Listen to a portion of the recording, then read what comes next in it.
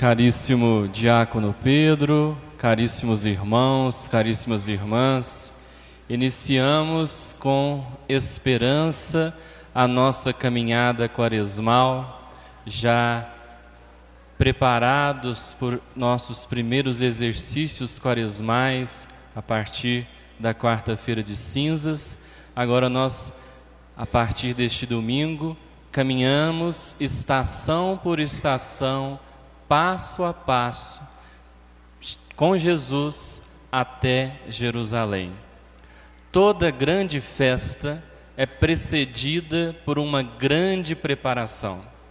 Por isso, a Quaresma, desde os primeiros anos da Igreja, é este tempo em que nós nos preparamos de modo mais intenso para celebrarmos a maior de todas as festas, que é a Páscoa.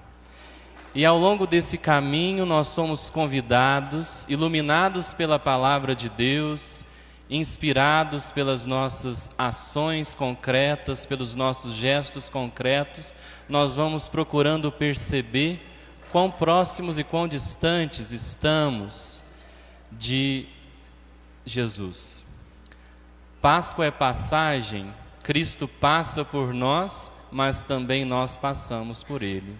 Então, a cada dia da Quaresma, através da oração, da caridade, do jejum, dos sacrifícios, do nosso silêncio, nós vamos percebendo aquelas coisas, as nossas luzes, as nossas sombras. Sempre no primeiro domingo da Quaresma, nós somos conduzidos pela liturgia ao deserto e escutamos o relato das tentações, este ano, do Evangelho de Lucas, também presente nos outros dois evangelhos sinóticos, Marcos e Mateus.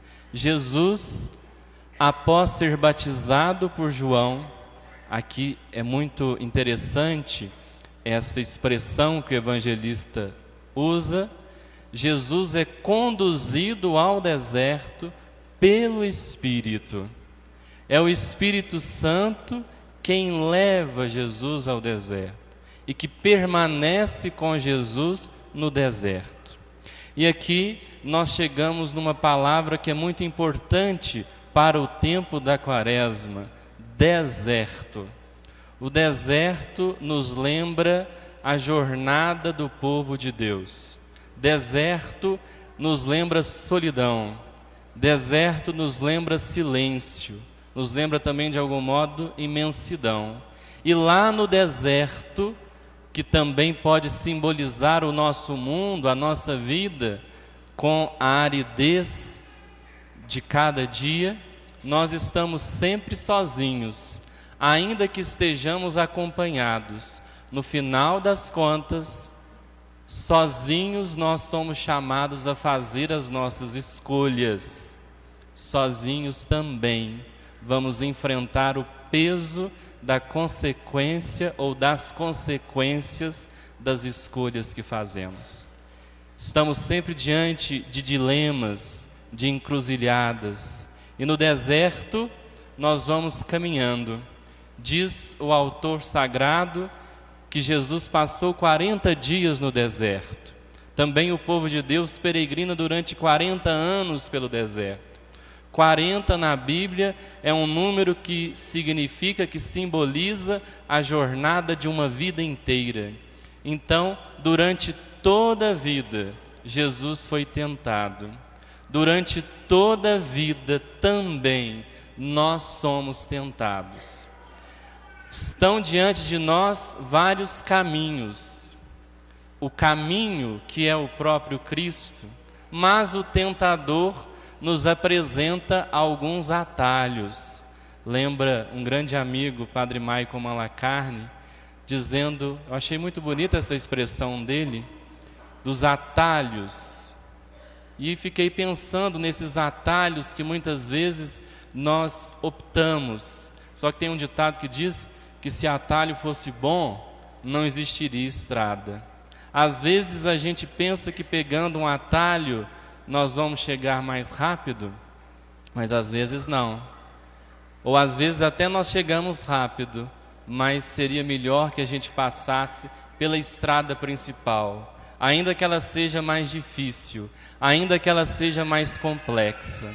Então, hoje a palavra de Deus nos mostra, irmãos e irmãs, que Jesus venceu a tentação e o tentador.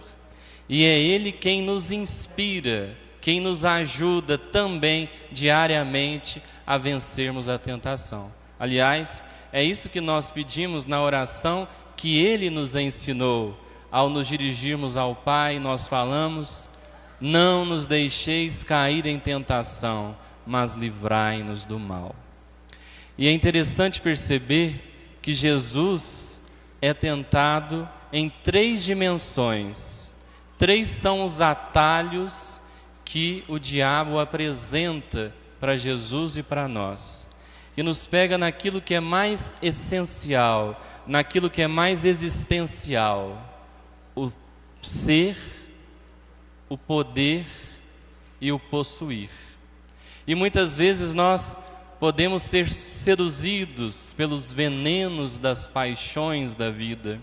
Podemos nos deixar ser ludibriados pelas propostas fáceis que a vida nos oferece a todo momento.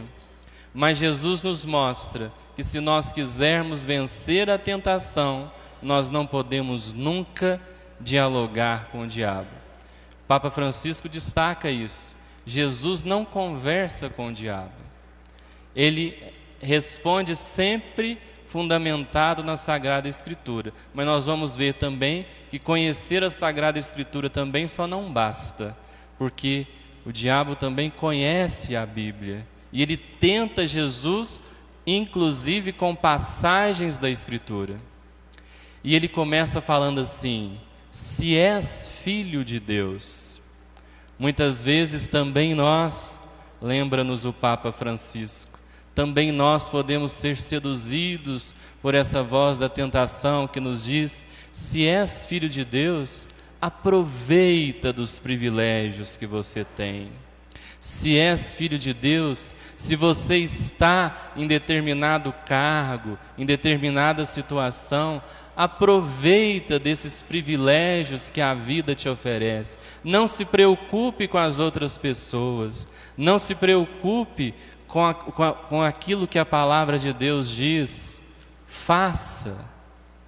E muitas vezes nós usamos máscaras, mesmo depois do carnaval, mesmo depois que o carnaval acaba, a gente continua com as nossas máscaras. Nós nos apresentamos de uma forma quando estamos diante das pessoas, mas se ninguém estiver nos vendo, muitas vezes nós damos um jeitinho de fazer tudo diferente. Como por exemplo, um dia tinha uma mulher dirigindo um carro de luxo na Avenida Amazonas, em Belo Horizonte, num domingo pela manhã. Estava bem tranquilo, sem movimento a rua, e ela dirigindo, de repente ela chegou num cruzamento, sinal vermelho. E aí ela olhou para a direita, olhou para a esquerda e fez igual aquele personagem da escolinha: por que atravessar? Por que não atravessar? E então ela atravessou. Só que tinha um guarda. Aí o guarda apitou e deu um sermão nela: a senhora não viu que o sinal estava vermelho? Ela respondeu: o sinal eu vi, não vi foi o senhor. E muitas vezes nós também inventamos um tanto de desculpas esfarrapadas para as nossas escolhas erradas. Nós culpamos as pessoas, os outros, a Deus, as coisas, mas continuamos fazendo escolhas erradas. E Jesus nos mostra que nós devemos fazer as nossas escolhas sempre iluminadas pela palavra de Deus. A palavra de Deus nos guia. E São Paulo, na segunda leitura, vai nos dizer: a palavra está perto de ti, em tua boca, em teu coração. Se, pois, com tua boca e com teu coração confessares que Jesus é o Senhor, serás salvo. Esta é a nossa grande esperança. Nós somos peregrinos da esperança. E a esperança que nós carregamos é a palavra de Deus, que nos ilumina como uma bússola, como um GPS diante das escolhas da vida. Não significa que nós precisamos saber de cor os versículos, saber de cor o catecismo, os ensinamentos da igreja, mas tudo isso precisa se interiorizar em nós. Essa palavra que nós escutamos precisa permanecer viva na nossa vida, sempre pautando as nossas escolhas diárias. E aí, iluminados pela palavra de Deus, irmãos e irmãs, nós encontraremos uma saída diante das encruzilhadas da vida, porque Jesus é o caminho, a verdade e a vida. No deserto da vida, o Senhor nos orienta e não nos abandona. E daqui, enquanto nós peregrinamos pelo deserto, pelo chão da vida, nós podemos olhar para o outro lado e contemplar o Senhor que nos espera do outro lado do deserto, na terra prometida, onde correm leite e mel.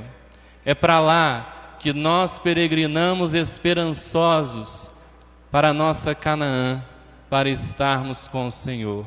Somos como esse povo de Deus que pelo deserto andava, tendo a consciência de que o Senhor na nossa frente caminha e Ele nos espera e não nos abandona nessa estrada. Que a palavra de Deus ilumine os nossos passos e que Jesus nos ajude a não cairmos na tentação. Que Ele nos livre do mal e sempre, sempre ilumine o nosso caminhar. O povo de Deus no deserto andava, mas à sua frente alguém caminhava. O povo de Deus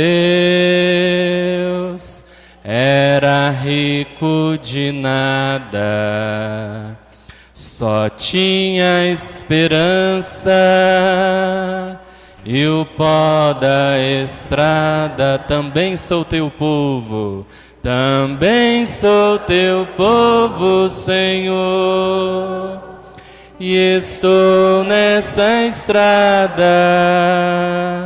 Somente a tua graça me basta e mais nada. Também sou teu povo, Senhor, e estou nessa estrada. Somente a tua graça me basta e mais nada. Amém.